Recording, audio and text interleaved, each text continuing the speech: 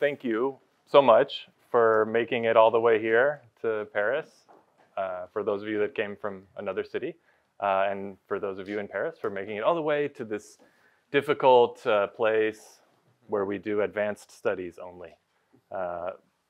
It's really my pleasure to welcome you, and I look forward to this 2.5-hour event this morning, where I hope we'll generate some interesting ideas for each other, and hope it's fun and stimulating for you. I'm very excited that some people from the city of Paris are here, mostly researchers. A lot of the city of Paris people couldn't come, unfortunately, but that's okay. Research discussion may not be the top priority in a city government, which is fine. And so the plan for the morning is I'm just going to present a brief 10 minutes motivation for the conversation. And then we have two experts on this topic, Jordi Honey-Rosés from Barcelona and David Kaufmann from Zurich. And they will do short presentations about a bit more research methodologies and kind of this field that exists in a nebulous manner. And then we'll take a break. Then we'll discuss the cases, and hopefully in that discussion, people from Paris can give their thoughts on the case of Paris. Then we'll take a break, and then we'll have this 1-hour moderated discussion in which I hope we will generate some ideas. I have this weird idea for a group, an 18-author paper. If it happens, fun. If not, no problem. And I sent out a Google Doc earlier this morning to you that maybe during the discussion you can add notes if you don't have time to talk. What brings us together was my invitation to be here, because California has many problems with its cities, and I have seen over the last decade that Europe is making strides towards becoming more environmentally sustainable, more livable, more affordable in ways that California is not. And so I have this big kind of dumb question of why Europe can make progress on these areas, European cities, in a way that California cannot. And I think it's kind of a dumb question. It's a dumb research question because there are so many answers, right? I think it's an overdetermined answer for why we cannot make this kind of progress. But I think the comparison has been interesting, at least for me. And from it, I think I have generated some actual research questions with testable hypotheses. But I thought I'd show you a couple graphs and pictures of what I've been thinking about in this context. I think one of the big reasons is that European cities are much more urban in a way that US cities and California cities are not. So the magnitude of the transition of an urban ecological transition is less than it would be in California or the United States more generally. I think maybe more important than that is that many rich people, in fact, in Paris, the richest people live in higher density urban neighborhoods, a fact which is not the case in California. So we have this political support to make quality of life better for urban residents in a way we just don't. I think one of the particularities of the United States is the way we structure local decision making. And so there are a number of ways in which cities in the US empower a vocal minority of people that tend to be opposed to change. The interesting questions, I think, for research are, actually inspired somewhat in large part by David's work, where he has some comparison between cities in Europe and the US in terms of their attitudes towards housing development, is there something fundamental about people's preferences for lifestyle in US cities versus European cities? Is there something fundamental about people's preferences for the structure of government? So we make public decisions at the local level in a very different way in California and in the US generally in cities. And is that something that people really want, or is it just historical kind of vestige or inertia that leads us there? So you probably all know all this already, but I'll just, in case you didn't think Los Angeles wasn't a real city, here's a graph that suggests, unlike most other cities in the world, it does not have this dense core and this drop in population density as you move away from the dense core. But more important than this, I think, is where rich people live. I mentioned in California, your typical rich person lives in something like this, right? A $3 million house built in 1940 that's actually badly insulated and you know, not actually that nice, although it has a nice view. Whereas in cities in Europe, rich people can live in fancy apartments in central areas, right, in high density areas. And not just to rely on ANIC data. I did a graph where we look at we rank neighborhoods in Los Angeles and Paris by their population density and by their income, by the median income of households in that neighborhood. And so on the x-axis, you see the rank in density, and the y-axis, you see the rank in income. And you see in Los Angeles, I mean, the correlation is about as tight as you can expect, where rich people live at low density and poor people live at high density, right? It's almost a straight line. Whereas in Paris, you have a nice U. We love a U as researchers, where you have rich people that live at low density in Saint-Germain-en-Laye, and you have rich people that live in high density in the 16th, right? And so in fact, I was surprised to see that some of the highest income neighborhoods in Paris are some of the highest density neighborhoods in Paris. It's not just LA and Paris. I like to call Lyon the San Diego of France. It's pretty, 2 million people. And so San Diego is similar to LA in that it has this very strong negative correlation between income and density, where Lyon is not as aggressive on the dense, rich neighborhoods as Paris, although there's one up there that maybe the neighborhood I live in, the 6th in Lyon, but you have this flattish, U-ish relationship between population density and income. So I mentioned that local politics in the US empowers NIMBYism, it empowers resistance to change, and this is my list of ways in which we empower people that don't want anything to change. Nick, maybe you can add some more here if I'm missing anything, but you know, in the US, state governments give city governments the power to regulate land use and run police departments, and city governments in the US run in very different ways. One fun datum is that the city of Paris has 2 million people and 120 people on the city council. The city of LA has 4 million people and 15 people on the city council, right? So we have a very small city council system in most places. In especially smaller cities, a lot of the elected officials at the local level are volunteers. There's not like a political career path for people necessarily to work in local government, do a good job changing things according to what a political party might want, and then move up. Right? So in China, for example, they have a very good system on running local governments where, you know, if you do a good job as mayor, then you become a minister of transportation and get rich or whatever. There's an incentive system there to carry out functions as a local elected. Whereas in the US, I think the incentive system is to maintain something like the status quo. Other reasons that I won't get into, there's an interesting conversation to be had, I think, about public participation, and in France there's a shift towards the consultation public. We have this wonderfully, perhaps unique in Europe, maybe not common in Europe, feature of public comment, where anybody who wants can attend the city council meeting and yell at the city council member for a decision they're about to make, which seems like a great idea. And you know, if you look at the history of urban renewal and highway construction in US cities, this comes out of a real problem where there were terrible things done by city governments because local communities' interests weren't considered. However, we've come to a place where I think rich neighborhoods have hijacked this process in order to protect themselves against anything changing. I'll just note that the US is an outlier. This is a fun graph I made using data from the World Values Survey, because I was curious about the participation at the local level in the US, which is quite low, compared to the voting participation, compared to voting at the national level, which is pretty normal. And so I wondered, is that a typical situation where you have not that many people voting at the local level and a lot of people voting at the national level? And I found that this gap between people that say they always vote in local elections and always vote in national elections, the gap is like 20 percentage points in the US. The other countries with a similar gap between local and national participation in voting are China, Morocco, Egypt, Iran, Czech Republic, Malaysia, Iraq, Pakistan, Serbia. Right? So this is the democratic countries we're in with.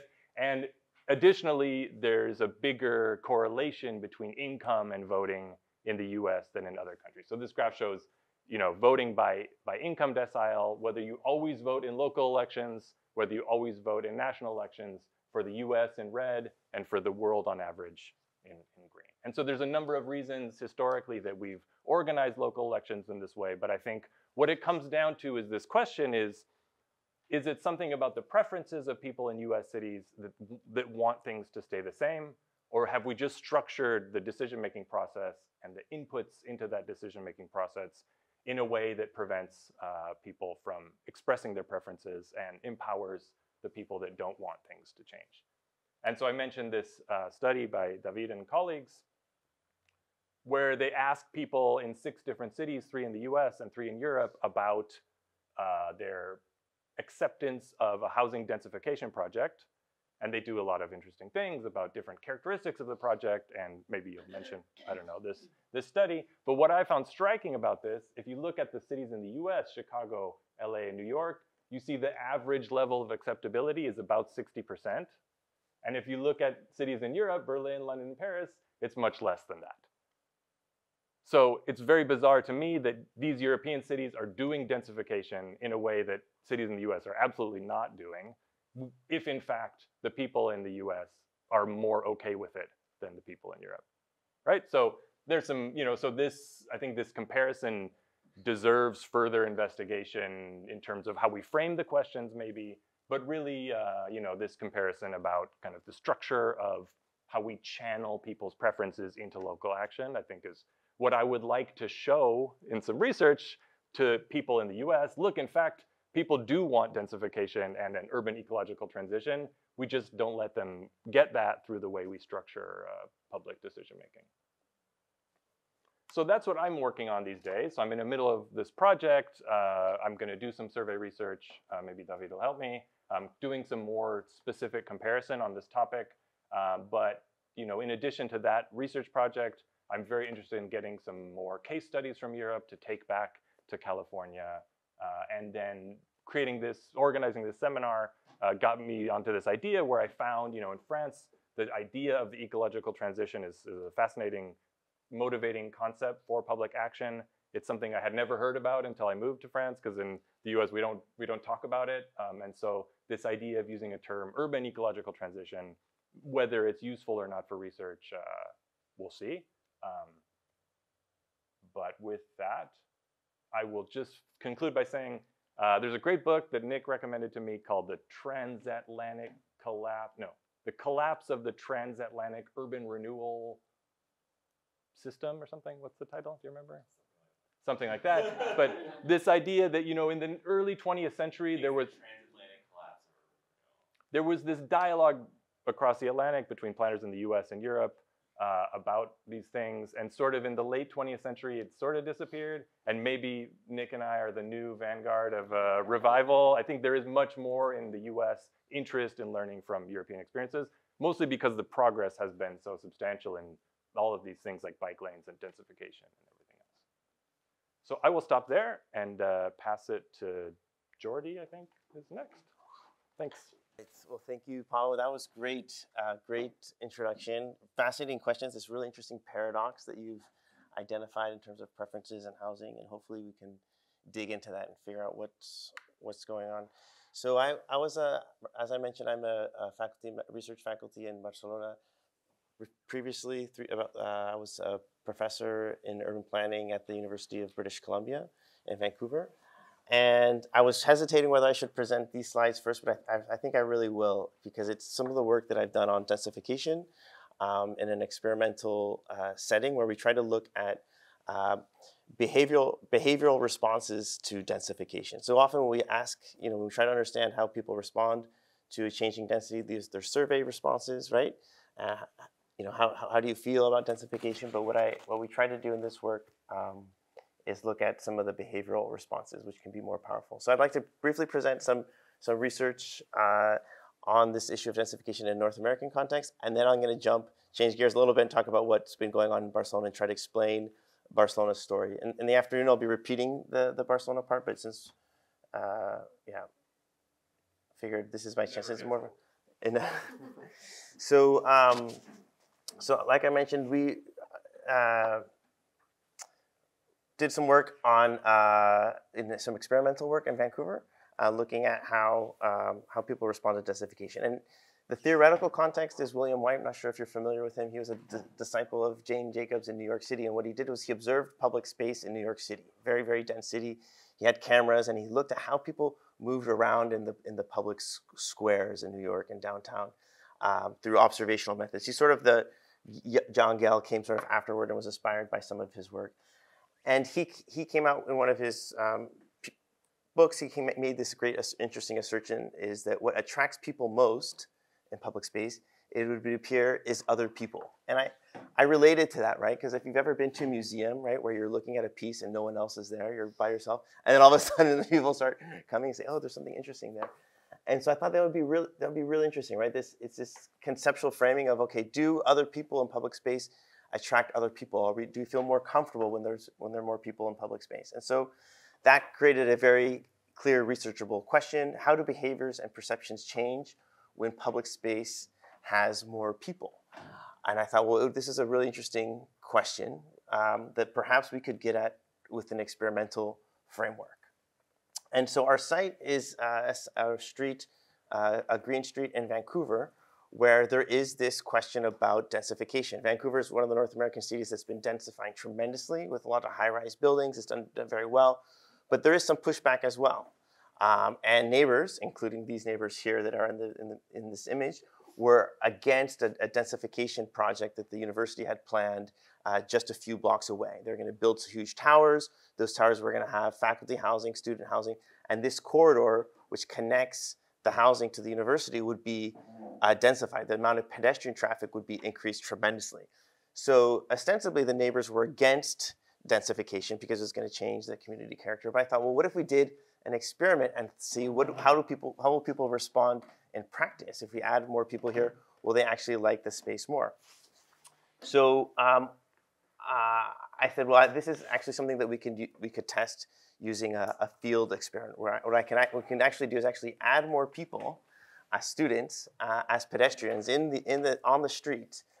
We train them. We make sure there's gender equity.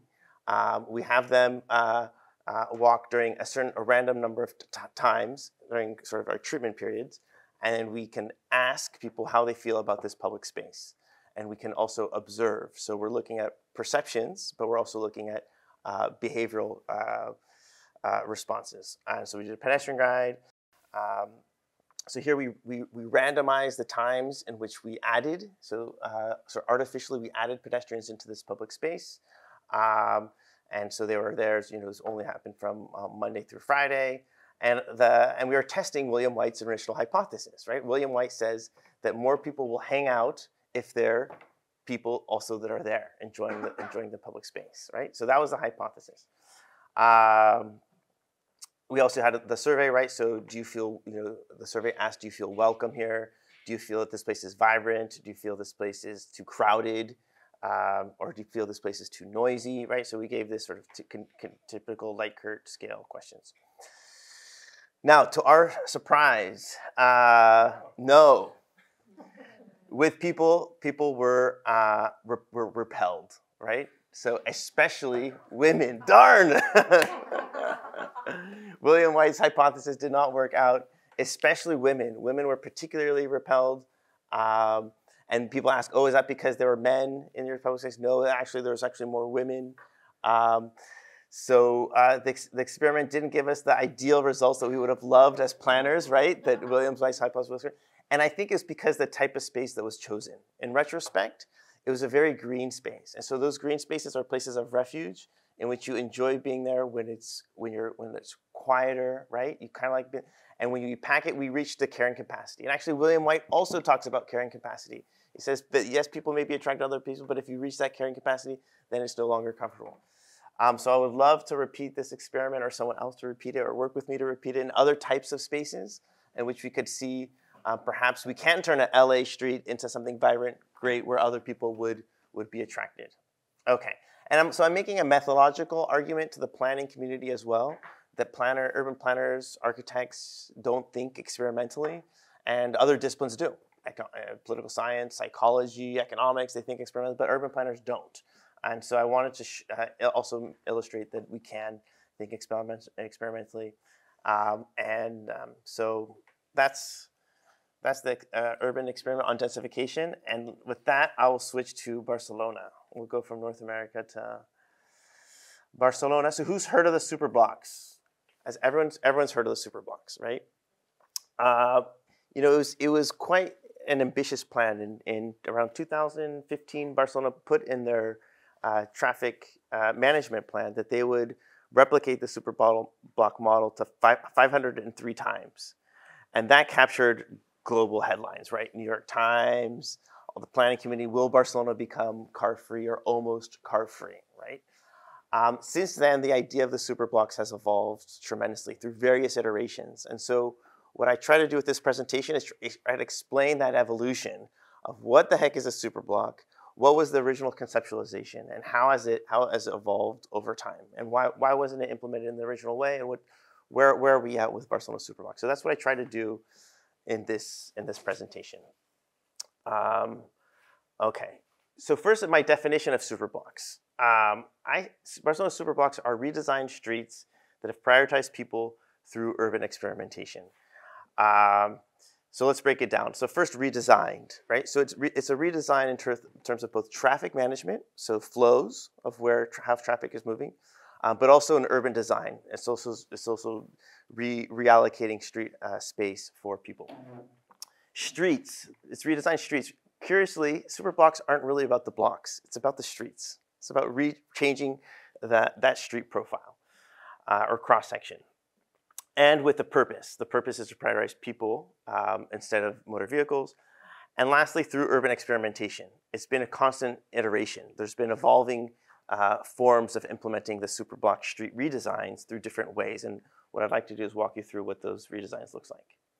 So these are the images that are in all the magazines that you probably see, right? So you have a tactical design, right? You eliminate vehicles at the heart of this intersection. This is in San Antoni. This is also another version, some of the more ambitious. This is less common, where you can see the sidewalk on the below is the formerly what used to be pedestrian space. This was vehicle space that's now converted into a green street. This is the exception. They don't all look like that. This is an intersection. So this used to be a traffic intersection where vehicles would dominate that space. No one would be able to be there, and that's been an intersection that's been conquered. And a key part to understand why the focus has been on transforming intersection. To understand that, you have to understand the morphology of the city, right? The block design. This is the typical iconic image of Barcelona, where you have all these squares, right? These blocks that have the cut corners, right? The chamfered corners. That was built by Cerdà. So a little bit of history. So Cerdà was an engineer, in fact. He competed with 8 other architects to build the new extension plan that would connect the old city with these outlying towns. And there were eight plans. He was the only engineer of the 8 architects. In the design competition, the city of Barcelona actually chose Mr. Antonio Rovira, who imitated Paris, in fact. If you look at the design plan that won, it looked very much like Paris, very hierarchical, with clear neighborhoods, right? But actually it was Madrid. They sent those documents. The city of Barcelona picked Rovira's plan. They put them on a train, sent them to Madrid, and then on a train, Madrid said, no, it's going to be Cerdà's plan. They switched it and they sent it back and said, no, you're actually going to implement Cerdà's plan. Why that happened is still a mystery. It's very unclear. It's sort of something that needs to be, one day may be resolved. Anyways, Barcelona got this orthogonal rational grid by an engineer, which now people in Barcelona love and are very proud of. And the original plan, if you take a careful look in the blocks, you'll notice that not all 4 sides are built. He only built 2 of the sides, and because he wanted to have open space. He wanted green space, he wanted open space. Again, Barcelona was constrained behind the walls for centuries. Finally, they had their opportunity to get out. So here you see the street designs. And he did the chamfered corners because he anticipated high-speed vehicles. Trains, really. Didn't anticipate cars, but he anticipated trains. And so you wanted to have greater vision on those, around the space. But But what does that do for pedestrian? Now cars are the ones that get to go straight, and as a pedestrian, it's very uncomfortable because you need to, if you're walking from one end, every time you hit the corner, you need to go down, cross the street, then come back up, and it's really annoying, right?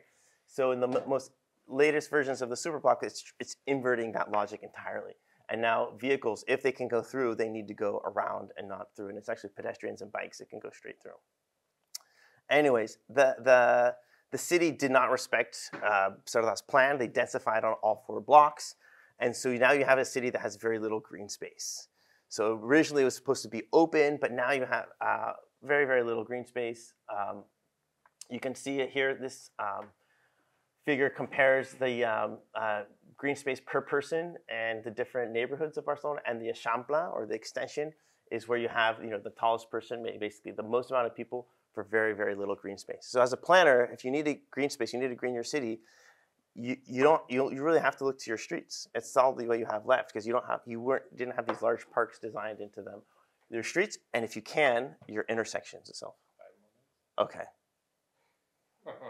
Poor air quality, also motivation. The health arguments were, in terms of how do you motivate the transformation, the air quality was one of the biggest issues. It wasn't the climate arguments, it was the public health arguments. There are all climate arguments as well. The archetype superblock model is these 9 blocks where you rearrange traffic, in which vehicles can come in to the superblock, these 9, sort of this tic-tac-toe grid, but they're forced out. And by doing that, you can conquer 4 intersections as new public spaces or green spaces. So cars are guests, but there's really no motive to go there. That's the archetype model, which has since evolved. The original sort of visionary, Salvador Rueda, who pushed this idea for over 20 years. But also you have to give credit to Ada Colau, who The Guardian asked if he was the world's most radical mayor. The idea of the superblock was to reallocate space for other sorts of activities. I'm sure us all planners are all familiar with this, right? The mobility in our streets has overtaken these other things that we should be doing in city streets. The superblock model isn't just about the pedestrianized streets. It's about changing all the streets in the grid wherever it is in the hierarchy, right? So reducing lanes and vehicle space throughout the entire network. This is the evolution of the model. There was historical pedestrianization that sort of predated the superblocks. There's some experimental work done by architecture students, an experimental site in Balbonneau, tactical designs in the higher density city, and then our most recent versions are structural. Okay, this is where they've done the superblock experiments. This is early pedestrianization in the neighborhood like Gracia, where they relied mostly on traffic orientation. The very first intersection that was overtaken, they actually gave it to architecture students to do as a temporary project in a low density grid. They had some issues with public engagement that they quite didn't get right. There was some pushback there in that first version, 2017. And then they went to a more dense area in the middle of the neighborhood where it was the real challenge. And they did that with a very colorful tactical design. Here you see before, after, right? So instead of that intersection, right, with the chamfered corners, they're converting into something that's much more playful, right? So this is what it looks like. That was version 2. Version 2 again. Version 3, now you lose all the pretty colorful aspects and you go to a structural design, right? Where you actually plant trees in the subsoil instead of putting them on top. Yeah. So also associated with the renovation of a market, so this was a logical place to do that. Here they're extending the space for pedestrians, reducing it to 1 lane.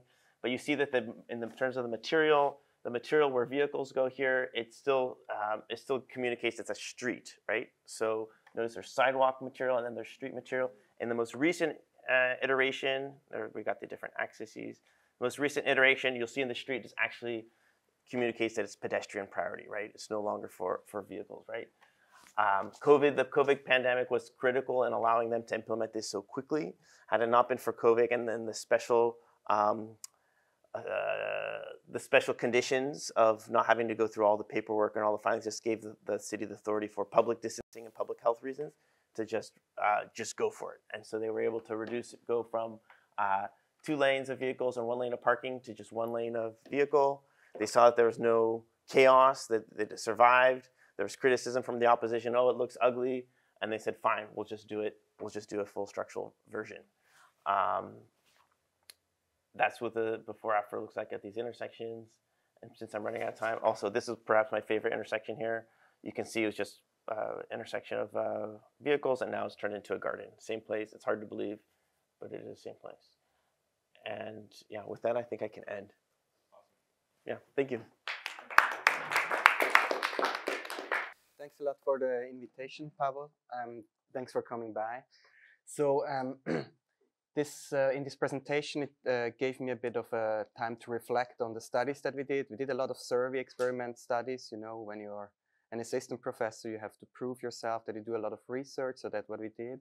But now it gave me a bit of time to reflect what are maybe interesting designs. So it's a lot about densification, but then also how can acceptance through survey experiments, and about location. How can we integrate location or place into these survey experiments? Because originally they're coming a bit from political science, but they tend to be not space or location sensitive. And that was a bit the motivation as well. And also you see kind of how densification is implemented. It's not soft densification, it's a lot of hard densification where we really tear down buildings and build new ones. At least in the Zurich case, that's also, I mean, that's the case.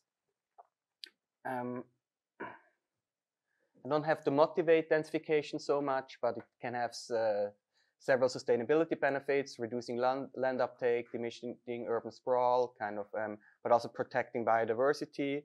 The second argument normally being done is reducing CO2 emissions from mobility, but also building compact living and energy systems. And also it can increase housing units, so it can alleviate housing shortages. But there are also several negative socio-environmental sustainability impacts. Especially it matters a lot how it's implemented, densification. So we can document high CO2 emissions from tearing down buildings and getting new buildings. So especially from the gray energy that we lose. I mean, that's also the problem of hard densification, that we should go towards soft densification. What's also being done, and also waste from construction is a problem. And socially, we can see also a lot of displacement and gentrification effects, especially when we densify areas that low-income people live. And then we have the whole other issue, how the densification is often contested by public, especially if you live close by, the whole NIMBY issue. So the question was, how can we densify our cities democratically and in a just and fair way? And we have like 3 survey experiments done about that. And I'm going through that a bit, and I want to show you kind of the visualization aspect, and especially the location. So how did we implement it? Is it close by you or not? And does it matter for your acceptance? So this is a bit what I want to go through. So the first one is actually one that the canton of Zurich did. So that's a province or the state level. They did it already 10 years ago. So it's a very crude visualization-based experiment. Then the one that Paavo already mentioned, where we have like an explicit location frame. So we know where you live, in which neighborhood. You have to give it into the survey, and then we randomized if you get your neighborhood back. So if you live in Culver City, right? Yeah. Oh yeah. Yeah. So you have a 1/3 chance that Culver City appears kind of in the survey as the location where we should densify. And then we have like a weak location frame in the last experiment in Switzerland, where when I have no time, I will skip that. So, but it matters a lot. So the bottom line, it also matters a lot how you implement it, how we do it, and I think we can learn a lot from this visualization. So the first one, it's a bit bad, but it's from the canton of Zurich. So you have these 3 scenarios. You have to say in what kind of density you live, and here this is kind of an agglomeration town in Switzerland. And then you have 3 scenarios, and 2 of them, the bluish one, are kind of densified. You see kind of they explicitly put, like in a very crude way, houses into the neighborhood in the first and in the third one, the bluish one, and in the second one it doesn't. And then it has some attribute characteristics, like amenities, what happens with public transport, with shopping, and so on. And then you have to choose if you accept it or not. So it's a very crude measure, and it comes with severe outcomes.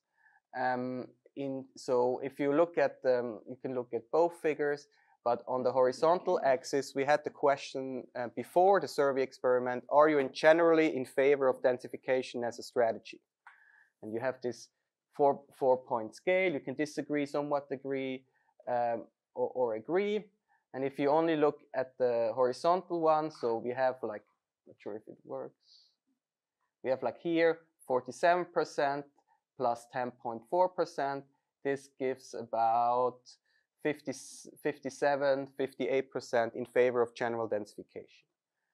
But here on the vertical axis, we plotted the outcome of the experiment. So if they're more likely to accept densification, as you saw in the scenarios. So this is kind of the more the experimental part. And here it drops a lot. And here this is the NIMBY effect, especially in this box, because they say they agree or somewhat agree, but in the experiments, they have a very high likelihood of saying no.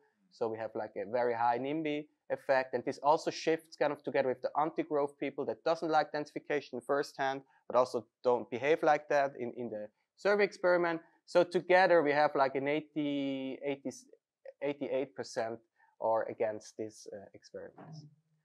We have a bit of a higher acceptance in dense environments in cities than outside of that. And so the takeaway of that is how you implement is key, and what is changing in your neighborhood is also key. We also then looked at different stuff. So here you see kind of, there are kind of 4 types of neighborhood you live in. This is single family houses, apartment building, mixed use and urban. And you see kind of here you have negative. So the people that live in single family houses are more likely to reject densification. Here is the degree of privacy. If that is reduced, we ask as well. And here we see also single family house owners, they are especially concerned with degree of privacy. This makes also sense because you type of self-select in this neighborhood. So if you have the money, but only if you have the money, you can self-select in single family house neighborhood. And on the urban level here, they are more sensitive to housing costs, if the housing costs increase. Here you see, these are the single family house owner. They don't have to worry so much about housing costs, but in the urban, so if densification comes with increased housing costs, this whole gentrification effect, this matters a lot for especially urban people. So this gave us several hints for the further study. That's a study with the Paavo already mentioned that we did in the 6 cities, Berlin, so it was New York, LA, Chicago, Berlin, London, and Paris. So we also kind of crudely said these are types of densification, more infill or the whole block is densified. And then this is what I mentioned before, like a third became their own neighborhood, Culver City. A third became more a district. I'm not sure, maybe Culver City is a district or so, yeah. And then a third became the other district, so that's the research design. And then there were kind of proposals as well, together with attributes and attribute characteristics that makes it more realistic or that come with the densification project. So especially kind of, for example, if there is mixed use coming with, how much is the densification? If there is climate protection or climate adaptation measures, if there is rent control, if there is inclusionary zoning, meaning units for low income people and so on. And I'm going into that a bit more here. Here you see again the location frame. This is a location frame for London, Barking neighborhood in London. So it looks like that. It could be that you live in so with 1/3 chance it is that you live in this Barking neighborhood. Then you have 2 proposals that you have to choose from. You have 7 attributes. These are rent control, inclusionary zoning, public, if it's the project comes with public participation, who is the project investor, non-for-profit, for-profit mostly, how much is the densification, what is the usage, mixed use or only housing, and if the project comes with climate goals or climate ambitions. Are these real projects? No, these are not real projects. These are scenarios. Okay. So it's just but in your neighborhood. The neighborhood is real, yeah, and these are kind of identification scenarios. So it has kind of 2 experiments in one. One is the location frame experiment. The other one is a classical conjoint experiment. And so what we want to do is, does the location matter for the attributes as well? These are a bit more planning instruments, so a bit more what planners can do and have in hand, especially kind of to make it a bit more equitable, maybe. And the other one are more project-related factors that we can see. And then you have the choice. This is what Paavo already showed. We see kind of a bit of an NIMBY effect. If you just look at that, you see kind of that in your own neighborhood, you have 10 less likelihood to accept it. In the other district, in the own district, a bit more, and in the other district, a bit more. So we have a slight NIMBY effect, but not too much. We have a NIMBY effect on the density. So here it matters a lot. So if these two coefficient plots, this point and these lines are not on the same, not above each other, it is statistically different. So if they are, not aligned, then we see a difference. So here it matters a lot for the difference. Oh, sorry. Here you see a difference. So especially kind of if we increase density by 100% of people, it makes a difference in how you react on it if the project is in your neighborhood or not. So here we see the NIMBY effect on the exact number of densification. But we also see kind of the project characteristic increase, and planning instruments increase the acceptance. So if we have rent control, it increases the acceptance. If we have inclusionary zoning, so some % of the housing units are for low-income people, it increases acceptance. Also in the neighborhood, so it's not kind of this social stigma effect that we sometimes see, that we don't want to have these low-income housing units in the neighborhood, and also public involvement to some degree. So we dig a bit deeper into that, and we did some more studies on that. So here is, for example, also the NIMBY effect as well. You see kind of plotted against political ideology, you see kind of a U-shaped curve that we are kind of interested, but it's also puzzling us a lot. Here you see kind of the general acceptance is higher on the very far right, then it goes down, and the center right, center left, so the center middle, they have like the lowest acceptance of densification. And also in the center we see the NIMBY effect, and we don't see the NIMBY effect in the other ones, because there the gap opens up between the other district and the own district, right? It's a bit puzzling. Sorry, which city is this for? It's for all the 6 cities combined. But I just copy-paste just before 5 minutes ago the city comparison in it, because you are interested in, right? Okay. So for the ideology, but here it becomes a bit more clear. So on the 7, if you're on this side, you are on the right side. On the 0, you're on the left side. So what it matters kind of, if it's only densification, the attribute, so we calculate the measures on the densification attribute. If we only have densification, how much we densify, it's kind of not acceptable for the left, but for the right it gets more acceptable. So we have this line, and for all the other attributes we have the other way around, so that it's for the left more acceptable than for the right. So we see kind of all the other measures that we do, kind of the planning instruments, as well as for inclusionary zoning. We do the good kind of mixed use and so on. This all helps increase the acceptance, especially for the left to the middle. It's not that for the right, it doesn't matter, because we are still on these attributes. All, if we look at here, we are still on the acceptance level of 0 or more. So it's still accepted for the right, but it don't matter for them so much. So all these regulations and planning instruments matter a lot for the left and the middle, so that we can implement it, the densification with equity measures. That matters a lot and drives up acceptance for the left. For the right, it doesn't matter so much. And here we see the classical political ideology split, that we see kind of the left like to have more state intervention, more accompanied by the state, also in urban densification, while the right thinks, the state should not interfere. That's our major hypothesis. And this is the one that I just copied in a minute or 5 minutes ago. And here we see kind of divided by the city. So the more reddish one, these are kind of the North American cities, and the bluish one are the European cities. And in densification, we have like a low acceptance from the middle to the right in the European cities, but but we have a higher densification on the for densification, higher acceptance towards the right. And then you see kind of what matters a lot.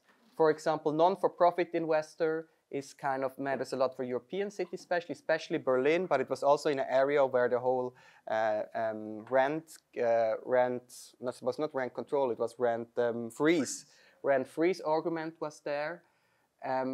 Then climate neutrality matters a bit more, I think, in the European cities. I think this argument of what we build and the CO2 emission is a bit stronger on the left in the European cities.